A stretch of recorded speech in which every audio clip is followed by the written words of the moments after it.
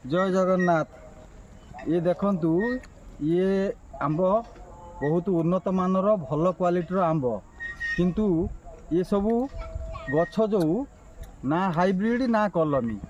Hybrid कलमी गछर आंबर टाकुआ रो natural process रे जो गछ तैयारी कले सी एते ट्रीटमेंट आवश्यक करिवो नाही, हार्मोन आवश्यक करिवो नाही, से देसी स्टाइल बंचिबो आउ बेसी बड़ हेनी कि बेसी छोट हम ना किंतु फल तार साइज भल आसो। ये सब फली बढ़िया सुंदर। ये देखो बढ़िया सुंदर भाव में फली बढ़िया लगुच।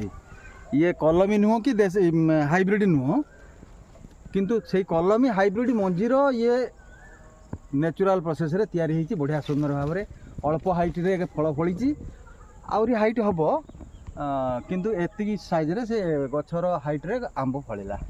किंतु आउ कलमी आउ हाइब्रिड आमे जो गछ लगेले से ट्रीटमेंट मागिबो से माने हार्मोन सार खत सब नदेले हम ना किंतु आमे जदि सेही गछर टाकुरे नेचुरल प्रोसेस रे करिवा ताले ये देसी स्टाइल माने यार शैलीटा देसी स्टाइल हम आउ फल भी बढ़िया हम। जय जगन्नाथ। ये देखंतु फल बढ़िया आइछि।